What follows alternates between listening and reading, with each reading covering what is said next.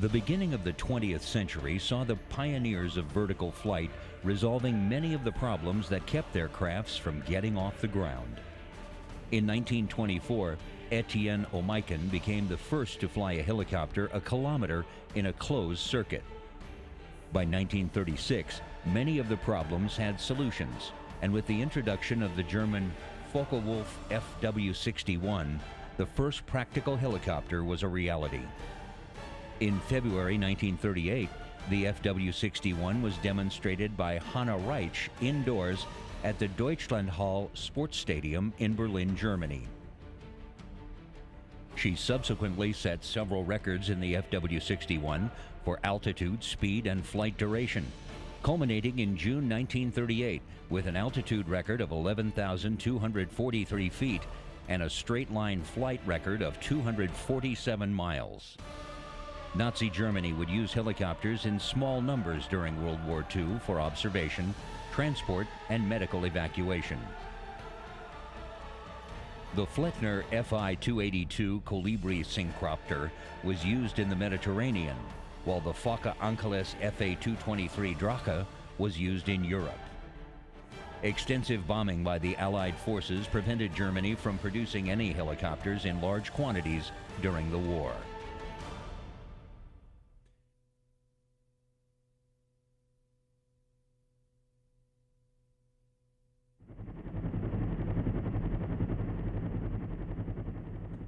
In the United States, Igor Sikorsky and W. Lawrence LePage were competing to produce the United States military's first helicopter. Prior to the war, LePage had received the patent rights to develop helicopters patterned after the FW-61 and built the XR-1. Meanwhile, Sikorsky had settled on a simpler single-rotor design, the VS-300. After experimenting with configurations to counteract the torque produced by the single main rotor, he settled on a single, smaller rotor mounted vertically on the tail boom. Developed from the VS-300, Sikorsky's R-4 became the first large-scale, mass-produced helicopter with a production order for 100 aircraft. The R-4 was the only Allied helicopter to see service in World War II, primarily being used for rescue in Burma, Alaska, and other areas with harsh terrain. Total production would reach 131 helicopters before the R-4 was replaced by other Sikorsky helicopters, such as the R-5 and the R-6. In all, Sikorsky would produce over 400 helicopters before the end of World War II. As LePage and Sikorsky were building their helicopters for the military, Bell Aircraft hired Arthur Young to help build a helicopter using Young's two-blade teetering rotor design, which used a weighted stabilizing bar placed at a 90-degree angle to the rotor blades. The subsequent Model 30 helicopter showed the design's simplicity and ease of use.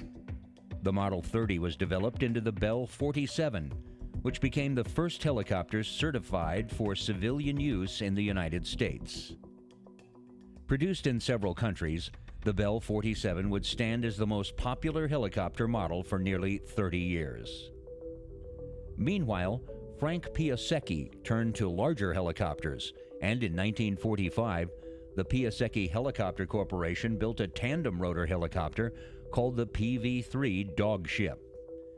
This aircraft was popularly called the Flying Banana because of its long, distinctive curved fuselage shape.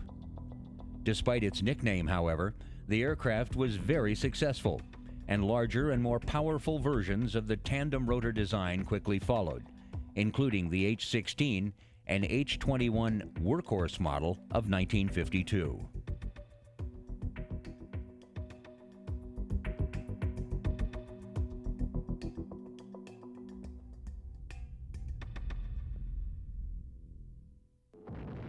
In 1946, U.S. Marine General Roy S. Geiger observed the atomic bomb tests at Bikini Atoll and instantly recognized that atomic bombs could render amphibious landings difficult because of the dense concentration of troops, ships, and materials at beachheads. The Commandant of the Marine Corps convened a special board. The Hogaboom Board recommended that the Marine Corps develop transport helicopters in order to allow a more diffuse attack on enemy shores. It also recommended that they create an experimental helicopter squadron. HMX-1 was commissioned on December 1, 1947, and based at MCAS Quantico, Virginia. The squadron operated the Sikorsky HO-3s-1 and the Piasecki HRP-1.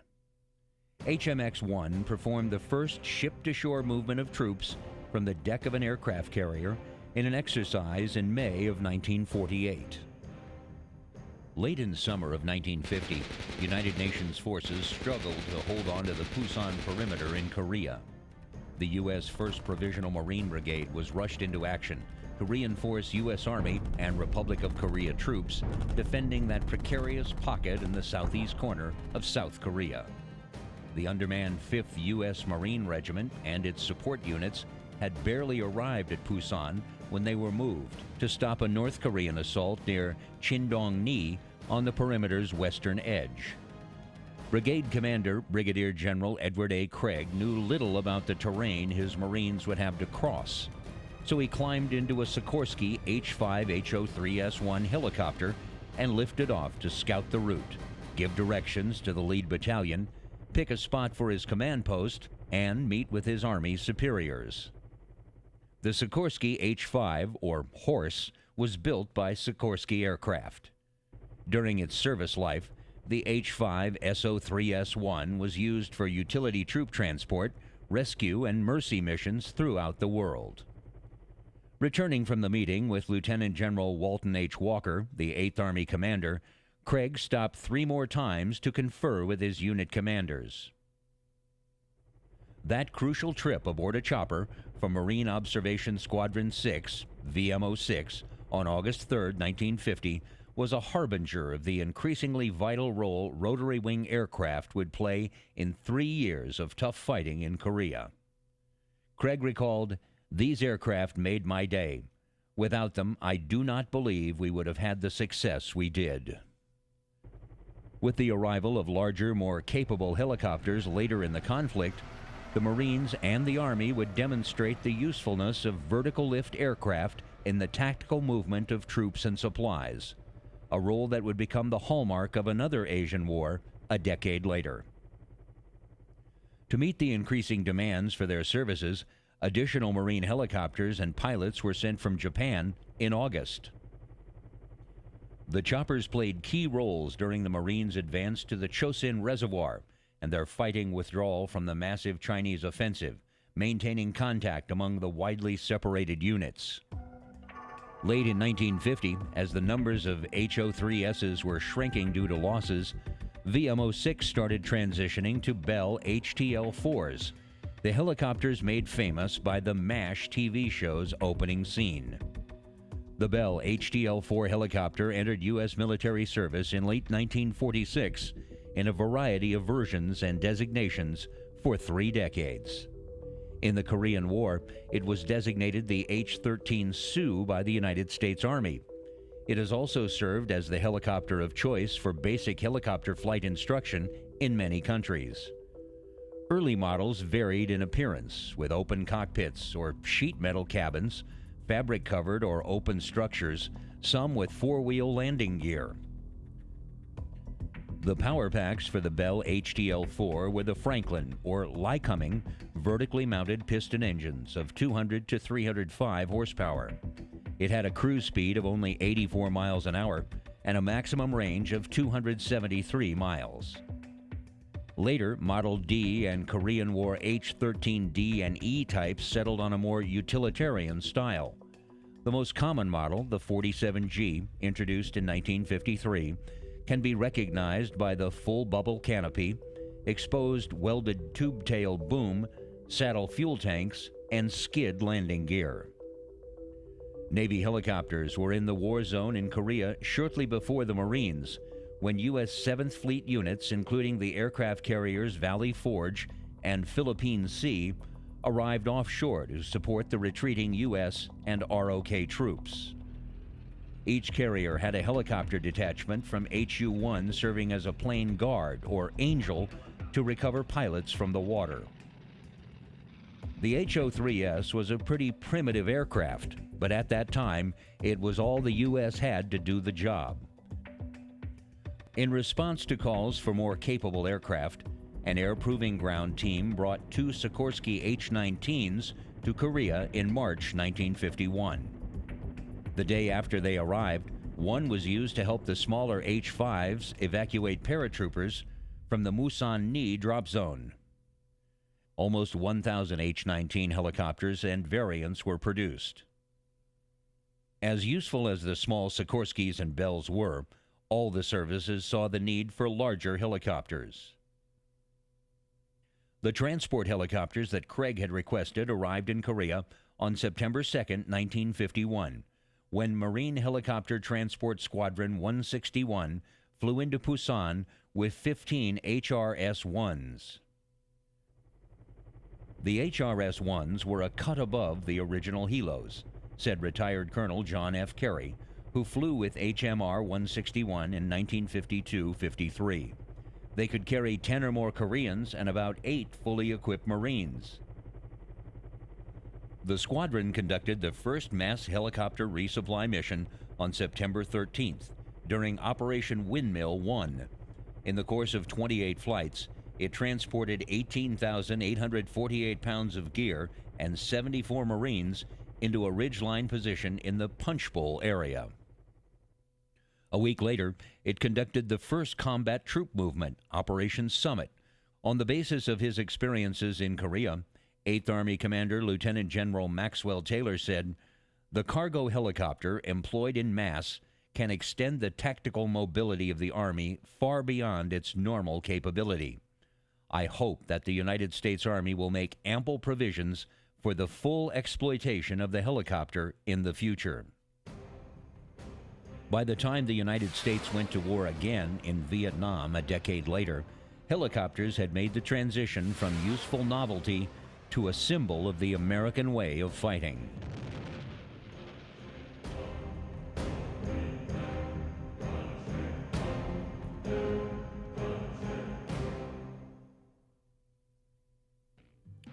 In the early years of the U.S. military's involvement in Vietnam, even before the first ground forces landed, America's top military commanders were haunted by what had happened to the last great Western Army to fight there. Hiding in the jungles and staying on the move, the Viet Minh had outmaneuvered and outfought the French. They had an almost supernatural ability to appear out of nowhere, strike quickly and hard, and disappear into the countryside again. The American planners knew that, like the French, they would find their superior technology and strength reduced, if not canceled out altogether, by the thick jungle and bad roads. The answer came from the Marines' experience in Korea. There, the helicopter had proven a quick and reliable way to transport men in and wounded out of a combat area. Its speed and maneuverability suggested a new kind of use for a new kind of war. As America began to funnel troops into Vietnam, the groundwork for this kind of war was put in place. Vietnam became the first true helicopter war. The helicopters flying into a hot landing zone, or LZ, became one of the most enduring images of the war, and that was certainly the helicopter's most outstanding role. But the helicopter did everything. They delivered the mail and replacements, flying men on leave, and important resupply missions to far-flung fire bases, and, as in the case of Khe Sanh, even when those bases were cut off and under heavy enemy fire. So important was the helicopter that by the end of the Vietnam War, the U.S. Army, the major user of rotary wing machines, had become the world's third largest air force, after that of the Soviet Union and the United States Air Force. But the large numbers in battle meant large numbers of casualties. During the 10 years of the conflict in Vietnam, the United States lost 4,869 helicopters. Helicopters were in the fight right from the start.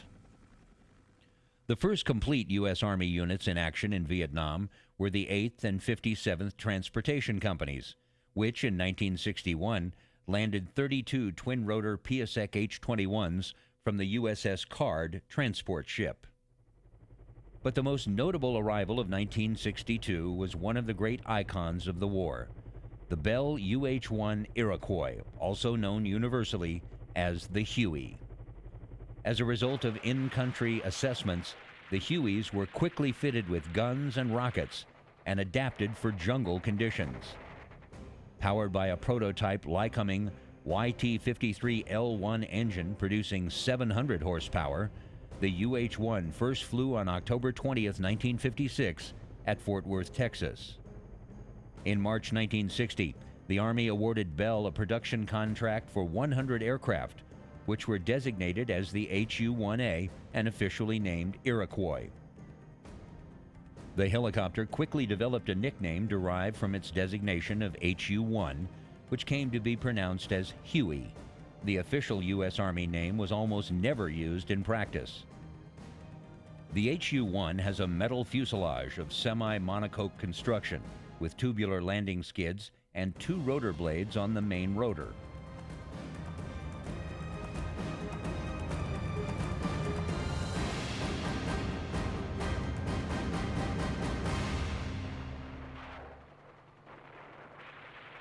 When American ground troops were officially committed to action in 1965, they came with a large number of helicopters.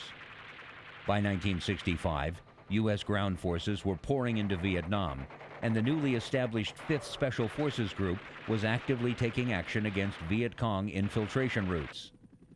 The standing order was to find, fix, and destroy the enemy forces where they lived. The team was flown in by unmarked Hueys that would touch down on a number of clearings before the A-team would jump out and head for cover on the run. Bob Wessel was the door gunner. We were flying a Special Forces group into Cambodia. This was a CIA presidential decision. It was made. We were going over in unmarked helicopters and unmarked uniforms. There was good reason for the unmarked Huey.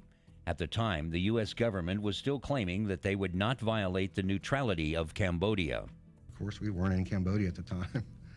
And that particular day, that morning, we flew out and dropped off 3 Americans and 8 Cambodian mercenaries. And their mission was they were along the Ho Chi Minh Trail. They were supposed to watch the NVA movement coming down the trail, unmarked trails, and their basic mission was to capture an enemy truck and bring it back. No sooner did Wessel and his crew fly out of sight when all hell broke loose for the strike force. As the Berets and their cadre fought for their lives, the air crews picked up their radio messages. It was Chief Warrant Officer Bill Armstrong. Co-pilot was James Fusel.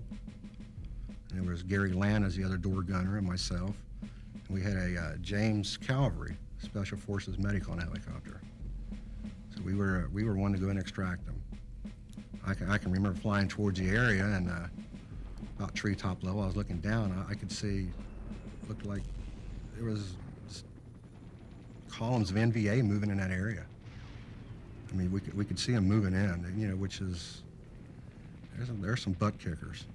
The NVA, they're regular Army, they're good. But I remember going in, and it was an area where it was a lot of trees, and we had to hover and drop straight down into the area. The Special Forces team was now in a running firefight, desperately trying to make it to the nearest landing zone and the safety of extraction. So we had landed, and we had moved away from the LZ and basically set up a perimeter, and just wanted to see if we were being followed. We saw another team across the valley being infiltrated. We could see them. They were about 5 miles away, and we sat there and we watched the gunships come in. We saw the choppers try to go in and get them out, and we also listened to it on the radio. And that was a very difficult time for us. The choppers were burning up the turbos, trying to get there in time. As we dropped down in the area, we started catching fire going in. Matter of fact, they shut all our radio equipment out. It was gone. So we had no communications with the CNC ship up above. So we were basically on our own. And I can remember landing, and there was this fire going on. I could hear Gary firing on the other side, and I was firing. And As the Green Berets and the surviving Cambodians reached the LZ and the choppers, the NVA turned their fury on the rescuing slicks and the air crews. We had a lot of incoming rounds, and I remember sitting there firing. I had a bunch of them coming toward me, 15, 20 of them I fired, and they all went down. They never came back up. About that time, I thought I heard Gary quit firing. I heard him yell on the other side, and I turned my head to look, and when I turned my head, I got hit 3 times in the chest and once through the neck. And probably by him yelling or something on our side, probably saying me, it probably shot me right through the throat. But I didn't pass out, lucky enough, because what happened was I had so much blood on my glasses I couldn't see. So of course I had to take the time to clean my glasses off and get my back together again. As Wessel cleaned his glasses, the battered team piled into the waiting choppers. The undamaged Huey lifted off. Wessel and his crew members were the only living Americans still on the ground. It was at that moment that something strange occurred. The fire on the left and right sides facing the deadly M60 machine guns of Wessel and Land slackened. About the time I got done cleaning, they figured out, I guess, they couldn't come through the sides, so they started coming up behind the helicopter. And of course, the R60s were mounted, and you couldn't turn them that far. So I grabbed the M16 and started to get out and spray the area. About that time, I could feel the helicopter starting to move. At the same time, I seen Mr. Armstrong's heads go down, and kind of scary. I didn't know what happened to him. As the Huey Slick tried to stay airborne, Wessel looked around at the interior of the damaged ship. There he landed. I could see him laying on the floor, part of him laying on the floor. And the Special Forces guy in the helicopter, he had been shot. He'd got shot through the elbow and came out his shoulder. And I found out later on Gary Land had been shot through the leg, and some of his toes had been shot off. And the only reason he quit firing was they'd shot his ammo off to 60. And I remember we were starting to fly out of there, and Mr. Calvary, the medic, asked if I wanted a shot of morphine, which I wasn't in no pain. Even though they were in the air, the danger was far from over for the air crew and their Special Forces passengers. I remember starting to fly out and still firing all the way out. And I remember we was cutting down. We probably went about 100 yards just cutting treetops out, trying to get out of there. And I remember about halfway back, I seen Mr. Armstrong. He came back around and flew the helicopter back. Just another day at the office for the Huey air crews.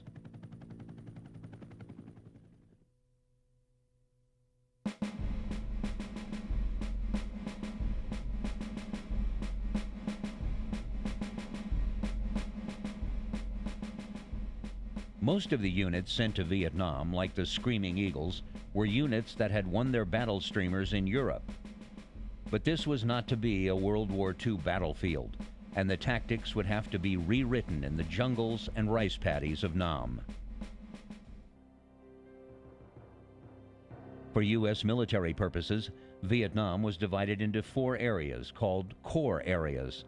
The first corps was the area immediately below the demilitarized zone, which separated North and South Vietnam.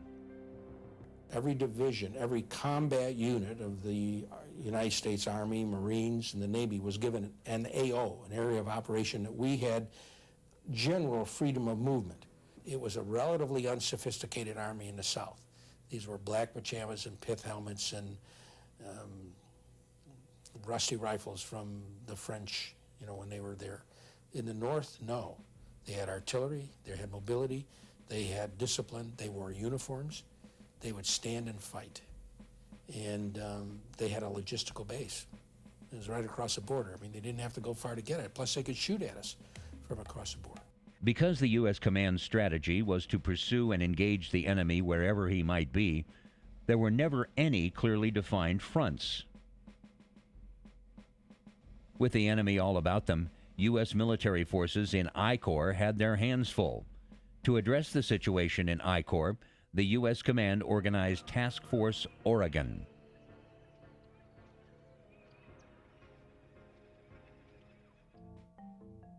For the 101st, Vietnam met a change in the nature of the division. No longer would the Eagles jump into battle, but would reach their LZs by helicopter. The mission of the 101st was still to go out, find and fix and eliminate the enemy, but they were changing the 101st to air mobile. We now were 101st Airborne Division, parentheses, AM, air mobile. We now had to think from 2.5 miles an hour, the walking speed of the foot soldier, 2.5 miles an hour, to 80 knots an hour, 80 knots, 100 miles an hour. All of the artillery that was allocated to the division, traditionally, the 105s, the 155s, we now could airlift it. We didn't have to shoot from the sea. We could go in and shoot. We could take them in, put them in at 8 o'clock in the morning, let them shoot up 1,000 rounds and extract them before lunch. This was the air mobile that was to become synonymous with the Vietnam War, and no unit was more suited or better trained to fight it than the 101st Airborne Infantry Division.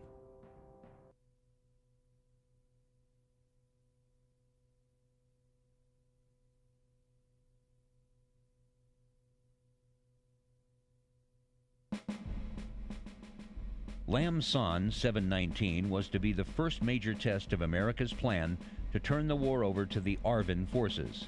It became the last major killing ground for the young grunts and chopper pilots in Vietnam.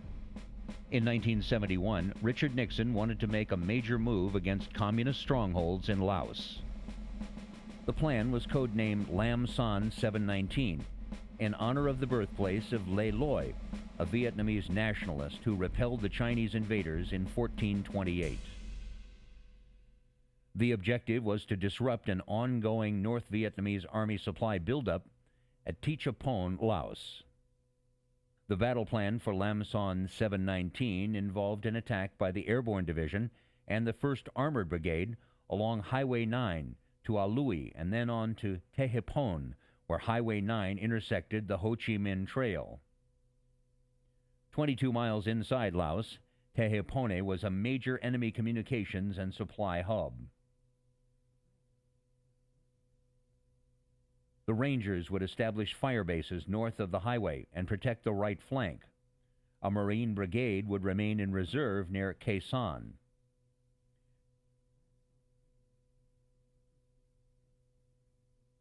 Lam Son 719 got underway on February 8, 1971. There was supposedly all ARVN, the Vietnamese army was going to do it, but the 101st was with them. A few other divisions, I'm not quite sure exactly. Like I said, I didn't know much more than what we had to do at the time. The operation began as planned with the 1st Armored Brigade Task Force advancing 9 kilometers along Highway 9 on the first day, and with 3 battalions of the 1st Infantry Division air assaulting south of the highway and 2 battalions of the Airborne Division assaulting to the north. By February 25th, the invading forces had discovered enemy supply bases 1 and 2 kilometers square and had cut a major pipeline. With 3 enemy divisions pressuring them, the Rangers began to withdraw from their fire bases. Unable to continue the advance along Highway 9, General Lam decided to use his air mobile assets to launch an air assault and Tichapon, and on March 6th, 120 Hueys lifted 2 ARVN infantry battalions into the town, capturing it against light enemy resistance. The enemy reacted aggressively, rushing reinforcements to the area, including tanks. The U.S. Army Cobra gunships tried to halt the enemy armor and had some success, sweeping the accompanying infantry from the tanks using 2.75-inch flechette rockets. But they did not stop the tanks. Even when high-explosive anti-tank rockets were available, the results were mixed. A dedicated tank-busting helicopter was sorely needed. The U.S. helicopter crewmen went against the heaviest anti-aircraft barrage incurred in the war. Soon, enemy pressure bogged down the ARVN advance, and poor weather and heavy air defense opposition began to limit the air support available to relieve the pressure. The offensive was halted before reaching their first objective. The stalled troops were pounded again and again by the NVA and Cong forces. Soon they began to withdraw. The ARVN retreat became a rout, and the rout became panic. U.S. commanders tried to save the day by calling in the cavalry. An A troop of the 101st got its orders. I can't remember really seeing many maps or anything. I can remember getting sent out there. They dropped us off kind of by ourselves, just a gaggle of us, and got on the radio trying to figure out where I was supposed to go, contact somebody, and they said, we're over here to the west or something like that. So, you know, we just started off in that direction.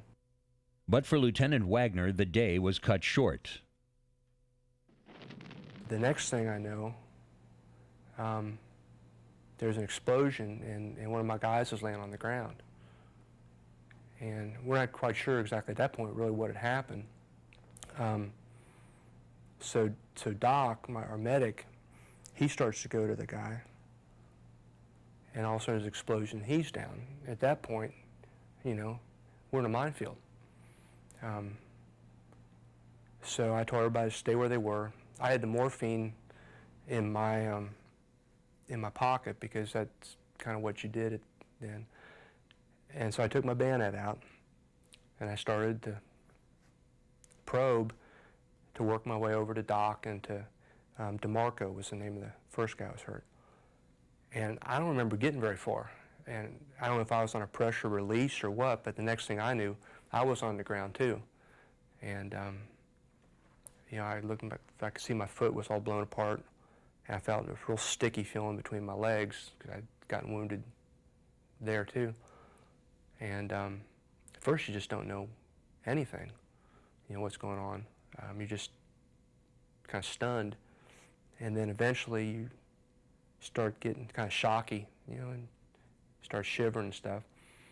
And then a medevac helicopter came, and these guys came down on a sling, and I can remember telling them, don't stand down, don't step down here, don't step down here. And this guy, I don't know if he could see from up there or what, or he was just the bravest guy I've ever seen. He, you know, put a sling around me, and up I went.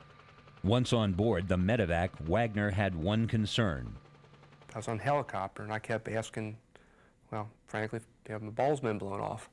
Because that's what I was worried about, because I knew they made plastic feet. And I was only about 23, and I had just other things I intended to do with my life. With overall enemy pressure increasing and the weather worsening, the problem now was how to withdraw while still in contact with the enemy. It proved impossible to keep the highway open and secure, so many of the ARVN units were withdrawn by helicopter and often under fire.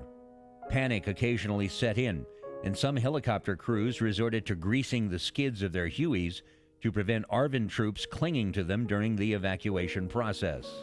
The last elements of the 1st Infantry Division were extracted on March 21st, and the rest of the invasion force a few days later. The invading force had been driven out by the North Vietnamese with heavy losses. United States aircrew losses were 176 killed, 1,942 wounded, and 42 missing.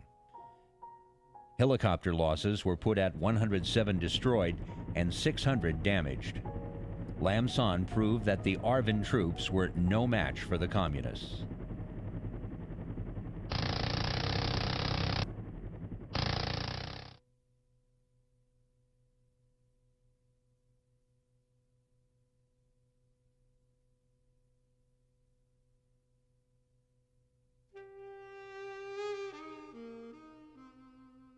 Sometimes war is as easy as getting from here to there. You get there first with the most, and you win. Simple, right? Could be, except nothing in war is simple. On the other side of the lines, there are bad guys who will fight and die to prevent your getting from here to there. They plan and plot and train because that is what their job is. Because moving around is as important as it is, military planners spend careers thinking about it. They fret, study, and spend taxpayer money trying to find a surefire way to get men, material, and firepower from where it is to where it needs to be. Even good planners come up with bad ideas. Military history is cluttered with embarrassing failures. Take, for example, the Whitman-Lewis XN-BL-1 Barling bomber. It's designed based on a simple idea: to build a better bomber, to build a bigger bomber. The Barling was to be the first of a generation of airborne behemoths that would allow America to strike her enemies from a safe and dignified distance.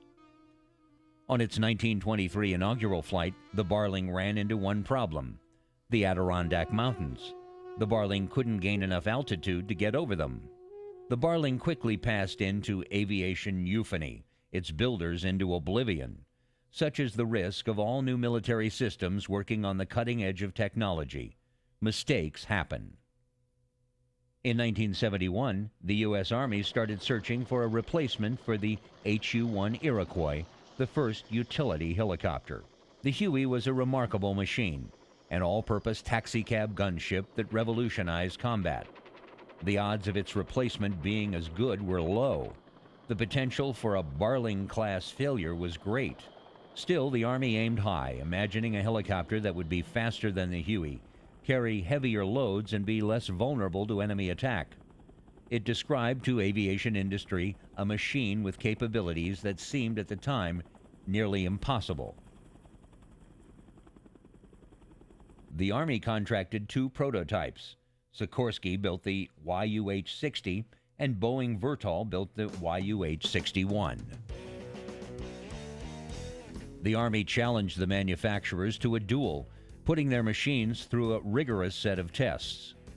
They fired all kinds of rounds into component parts to see how they reacted. They fired anti-aircraft rounds into fuel cells to see if they would leak.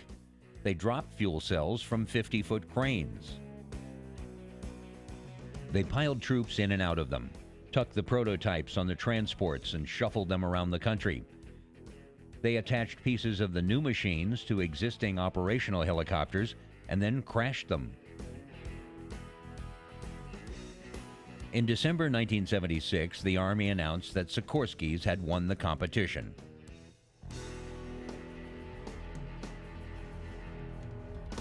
The Army named the new helicopter Blackhawk. The Huey was fun, but you put somebody in a Blackhawk and very few of them will want to go back to the Huey. UH-60 is really the backbone of the Army aviation in the context of getting things where they need to be quickly. Soldiers, equipment, supplies, the wounded. It is the utility helicopter for the Army, and it serves a great range because it's got such a great payload. The first production Blackhawks were delivered to the Army in late 1978. They had two 1,500 horsepower GE jet engines, each capable of keeping the Blackhawk flying without the other. It could climb to nearly 20,000 feet, carry a fully equipped infantry squad, and hoist artillery and small vehicles from below. Though the Blackhawk had passed its first round of tests, as the new kid on the block, it still had a lot to prove.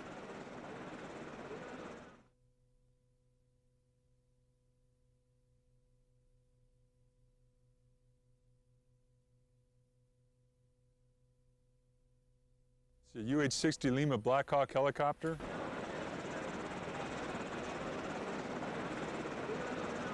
Any missions that I can perform during the day, I can also perform during the night.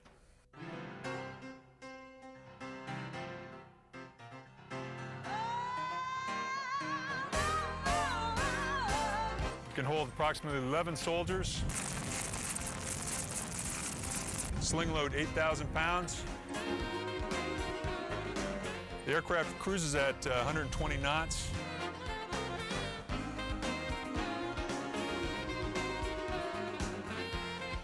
Power plants are two GE 701 Charlie engines, 1,600 horsepower apiece. Manufactured by Sikorsky. The crew consists of two pilots, two crew engineers.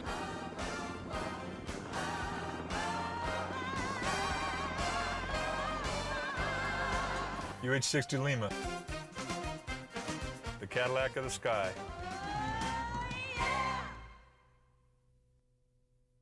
When the first generation of UH-60A crews started training in 1979, they discovered a machine vastly more capable than the Hueys they had been flying. It's much faster, and carry much more in terms of cargo, internally and externally. It's a more sophisticated aircraft, but it was built with ease of maintenance in mind. Introducing something as intricate as a new flight platform poses enormous problems. There are no 1,000-hour flight veterans to pass on the tricks of this particular trade because the tricks aren't known. The system itself is a mystery. How it acts when it's hot and tired or wet and cold may have been tested, but real-world use poses dilemmas unimagined in testing. At the same time that flight crews are adjusting to their new platform, they're also learning to work with new teams. It takes a little while. And you know, initially when you go out flying with a new co-pilot, you're really monitoring not only the things that you need to be doing, but you're watching to see what he's going to do, how he's going to react. So when you do get out there in that situation where it is intense flying and it's at night and there's not much room for mistakes, you know what the guy's going to do. The pilot and co-pilot sit at identical stations so that each can, when necessary, fully control the helicopter. Instrumentation is a combination of conventional, analog dials, and LED readouts. You got your forward panel on the aircraft that gives you all your engine indications, all the vital signs of the aircraft, if you will. And then you've got your instruments that tell you your attitude relative to the earth, your altitude, how high you are above the ground, how fast you're going. And then, of course, you've got your monitoring all your avionics. It kind of looks overwhelming, at least it did for me when I first got into the aircraft.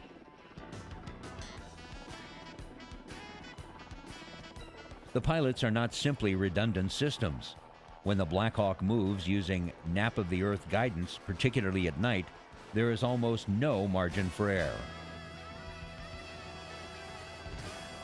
We'll have one pilot, the one that's on the controls, he maintains visual contact with the outside of the aircraft. We don't want him looking inside too much. The other guy, he's looking in and out. He's monitoring the instruments. Blackhawk helicopters were designed with a crew of 4 in mind. In the cabin behind the pilot and co-pilot are stations for a crew chief and a gunner. In day-to-day use, the gunner is usually not assigned to the crew, but is added only for battle. The crew chief sits directly behind the co-pilot.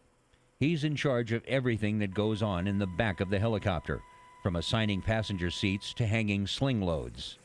As the aircraft takes off and lands, he is its rear-view mirror, making sure that the tail rotor will clear any obstacle. We basically let the crew chief handle what's in back because we have so much stuff to do up front. So he's basically in charge of the back. No matter what rank, the personnel on the back have to listen to him. The Blackhawk, more than any other helicopter before it, was designed to fly and keep flying in all conditions. It is the crew chief who sees to it that happens. He makes sure not only that it's ready to fly, but it stays running for the duration of its mission.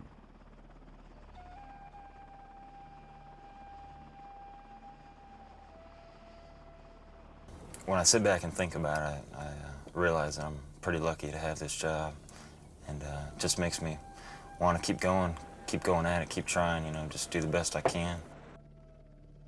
It had to be able to take a hit. It had 2 engines, but could fly on one, and the drivetrain was designed so that if hit, it could continue to work for an hour with no oil.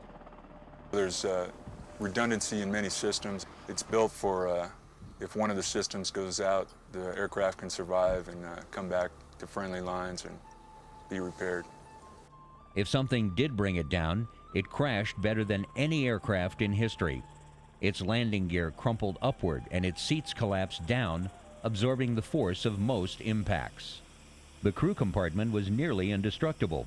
It could hit the ground at 42 feet per second and fly the next day. The Blackhawk was also fast, with a cruising speed of 160 knots.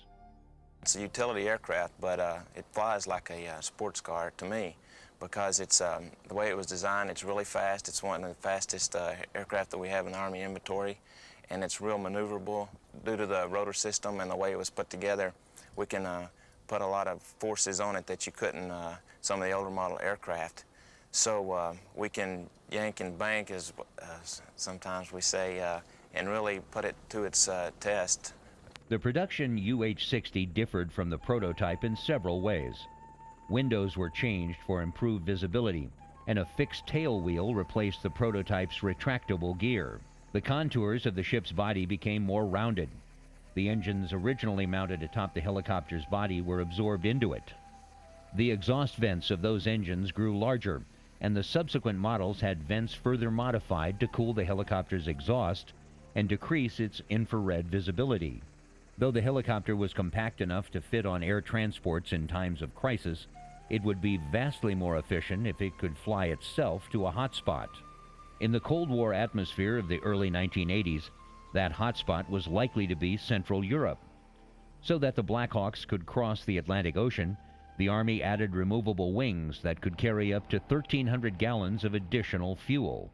The external store support system could also be mounted with missiles and machine guns, except, of course, that the Blackhawk was not really a fighting aircraft. It was a utility helicopter, a delivery van.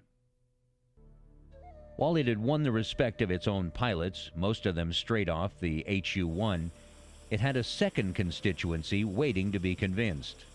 In the post-Vietnam specialization of aircraft, the attack function the Huey had invented was spun off to the Cobra, and subsequently the Apache. Attack pilots, seldom reluctant to preen their wings publicly, like to call the Blackhawk pilots flying cab drivers. They've got an outstanding aircraft too, but I don't want to be on anything that can't shoot back.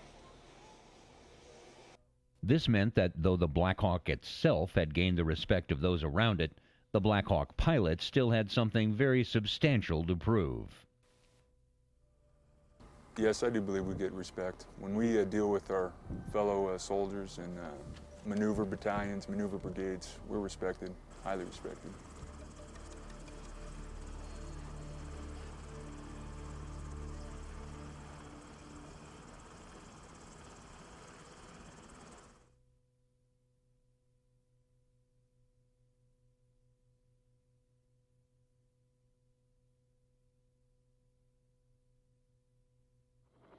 From the outset of its operational deployment, there was little doubt that the Blackhawk would excel at its basic mission.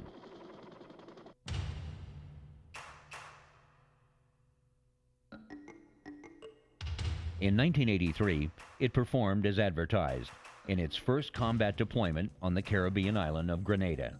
There, a Marxist regime had taken a group of American medical students hostage. Marines on their way from the U.S. to the Middle East made a slight diversion to rescue the students and to depose the regime. UH-60As ferried the Marines around the island. One Blackhawk had 47 hits to crucial components, drive shafts, servos, hydraulic pumps, even the cockpit, and made it back to base. Other Blackhawks took hits to self-sealing fuel tanks, turbines, and crew compartments, and none went down. But mostly the Blackhawk worked. They got people to places and kept to their timetable. December 1989, Panama.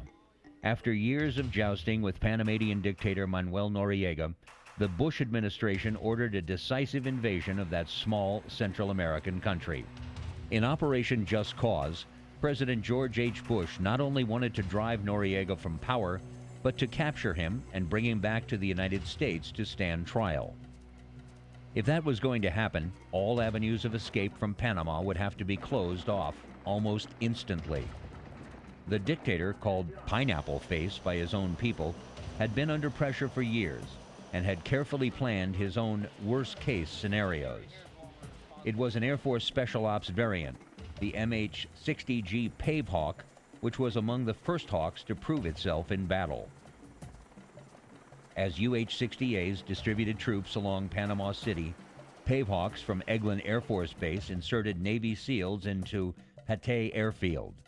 There, Noriega kept his personal aircraft, and there, the Panamanian Defense Forces mounted one of their most ferocious stands. The SEALs took heavy fire and suffered far more casualties than anticipated. The team leader radioed for help for medevac for the wounded and reinforcements so that they might hold their ground.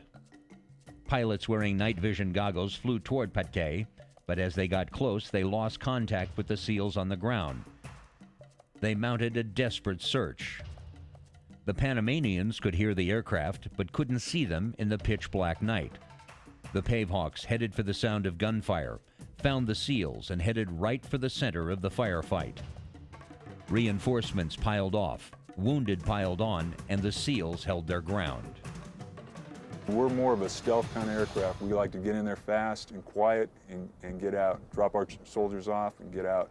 We can hold about 10 people on this aircraft with large packs, and those guys usually get inserted deep behind enemy lines. One measure of a system's success is the number of variants that are developed, the number of different missions that the system is assigned to fulfill. Today, UH-60 variants serve a dizzying array of missions. The Air Force has Pavehawks, the Navy has Seahawks, and the Coast Guard has Jayhawks.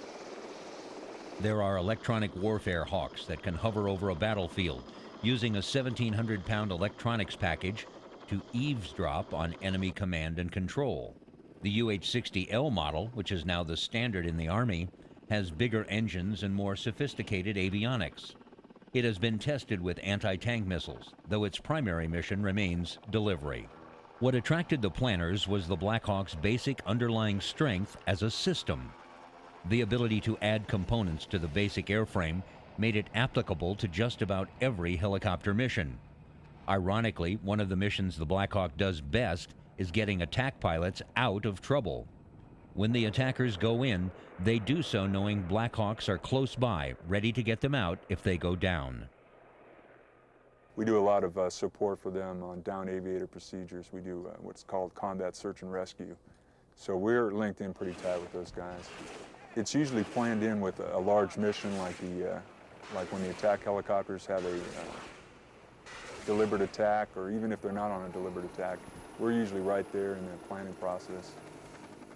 Well, we don't have guns, but when they get shot down and the Black Hawk has to come rescue them, it makes us feel a little better.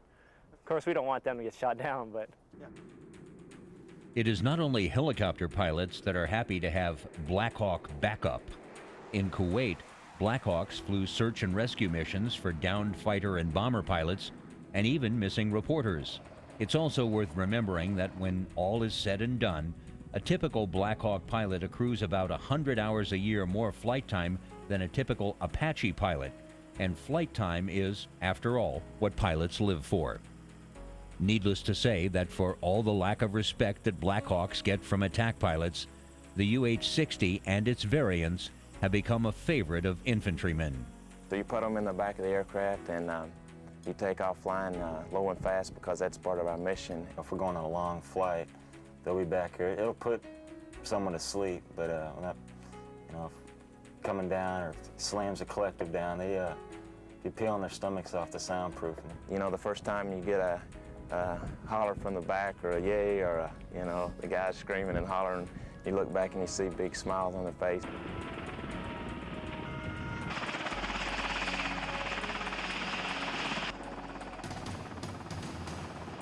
There's no way to describe it.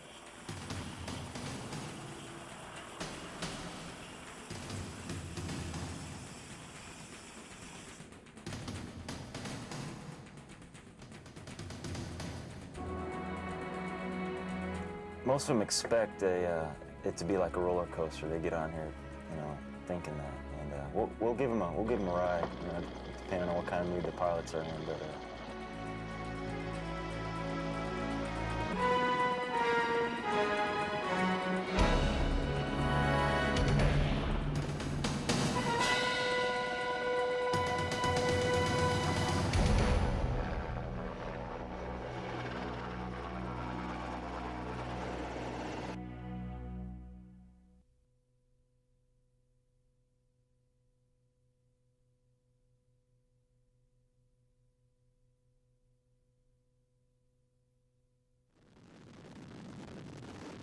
On May 1st, 2011, helicopters descended out of darkness to insert U.S. Special Operations Forces in the most important counterterrorism mission in U.S. history. It was an operation so secret, only a select few U.S. officials knew what was about to happen. The location was a fortified compound in a Pakistani town 2 hours outside Islamabad. The target was Osama bin Laden. So much could have gone wrong as SEAL Team 6 swept into Pakistan's dark landscape, dropped down ropes into a compound lined by wall after wall, exchanged gunfire, and confronted Geronimo face to face. The vital things went right. Just about every contingency the commandos trained for came at them rapidly, chaotically, and dangerously in their lunge for Osama bin Laden. They had acted on the best intelligence the U.S. ever had on bin Laden's whereabouts, since he slipped away in the mountains of Tora Bora just under a decade before. But it was guesswork, too, with the commandos' lives, a president's reputation, and a nation's prestige riding on the outcome. President Obama put the raiders in motion on the pretty good chance they would find their man, as CIA Director Leon Panetta, who was overseeing the operation back in Washington, put it. Nestled in an affluent neighborhood, the compound was surrounded by walls as high as 18 feet, topped with barbed wire. 2 security gates guarded the only way in. A third-floor terrace was shielded by a 7-foot privacy wall. The raid was carried out by approximately 24 helicopter-borne U.S. Navy SEALs from SEAL Team 6. They were supported by 79 members of Delta Force. The 160th Special Operations Aviation Regiment, known as the Night Stalkers, flew the team in on board never-before-seen stealth versions of the Blackhawk helicopter. The operation needed a plan in case the SEALs had to fight their way out. So 2 Chinooks were sent into Pakistani airspace, loaded with backup teams just in case. Reaching their target, the raiders suddenly had to improvise.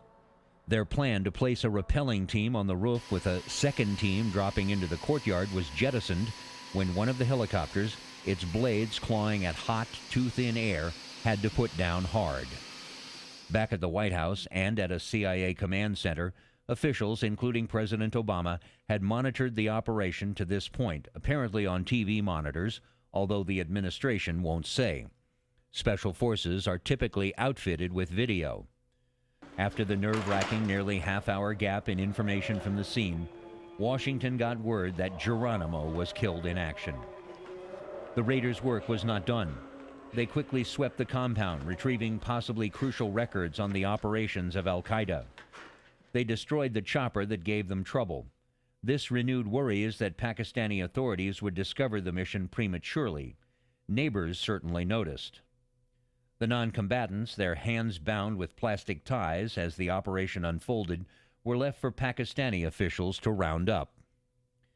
The raiders scrambled aboard the remaining Blackhawk and a Chinook, bin Laden's body with them, and flew to the USS Carl Vinson in the North Arabian Sea. The ground operation had taken about 40 minutes.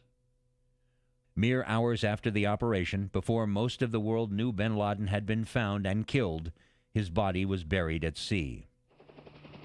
Another helicopter mission completed, another target taken out.